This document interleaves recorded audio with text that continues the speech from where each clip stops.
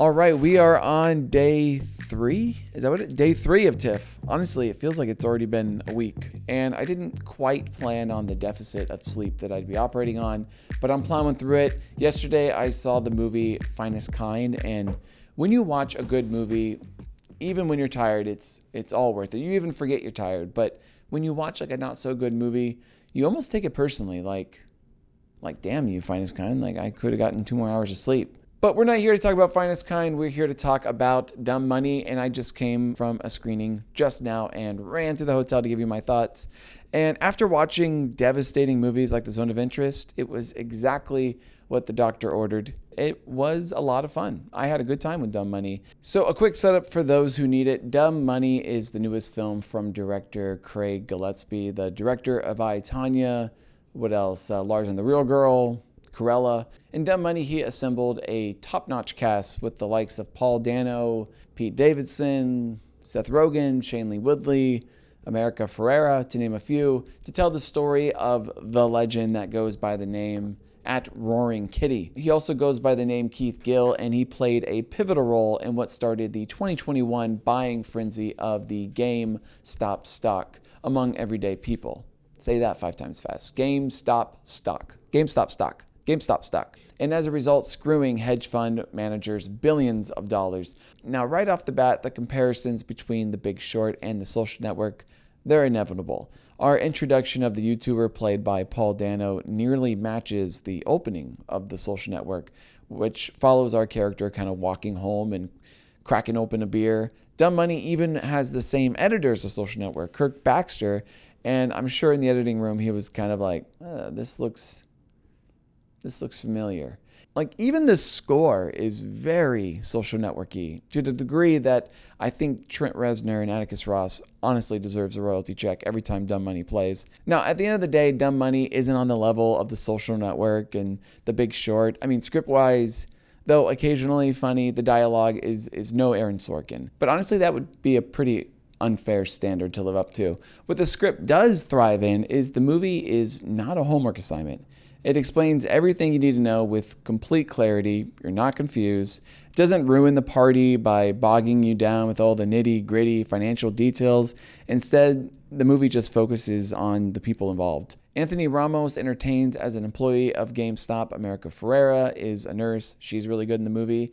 And they help represent the vast amount of frustrated working class people that have become sick and tired of the system being rigged against them. Though labeled essential workers during the pandemic, like the GameStop stock itself, they feel completely undervalued. Seth Rogen and Nick Offerman play the two key hedge funders and basically serve as our villains in the story. Their rich arrogance is on full display, but kind of wastes Rogen and Offerman's comedic abilities. The heart of the story comes from Paul Dano, though. The film wants you to root for him, and you do.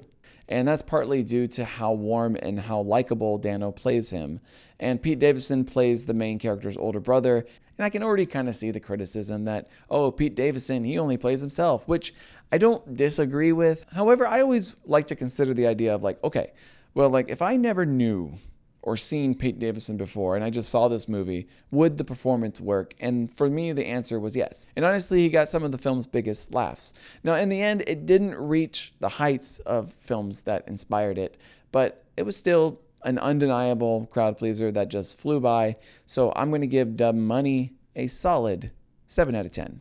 Now let's talk Oscar chances. My instinct is to just say that maybe I see this just being like Golden Globes, Best Comedy, or maybe a Best Actor in a comedy or musical nomination at the Globes.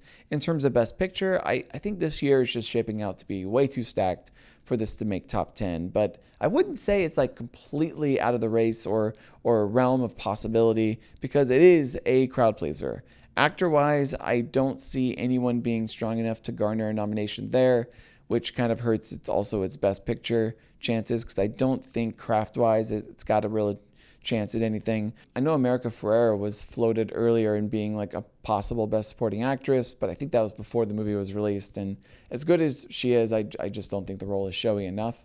But honestly, someone should write a vehicle for her, because honestly, like, she is very underutilized. I think there's just so much untapped talent just waiting to be unleashed. So someone get on America Ferrera. Let's get her an Oscar. All right, well, I'm going to try to fit in a nap and watch some more movies. I think later today I'm going to be watching Dream Scenario with Nicolas Cage. And then I got some really big movies coming up in the next day or so. Subscribe to this channel if you want more TIFF movie reviews. Follow me, Twitter, Letterboxd. Oh, and comment below if you have a question that you want me to answer Oscar-wise, and maybe I'll answer it in a future video. All right, I'll have another review up soon. Thanks for watching. Until then, see you at the Oscars and see you at TIFF. All right, do you have a snack for me? Woo! Another Canadian snack. All right, for those who don't know, this is my first time in Canada, and my girlfriend went immediately to the store and bought a collection of all these Canadian snacks that we can't get in the States. So we've been trying them after every video, and today she has hickory sticks. Hickory sticks, made in Canada. Here's another one, Hostess. Hostess with the mostess.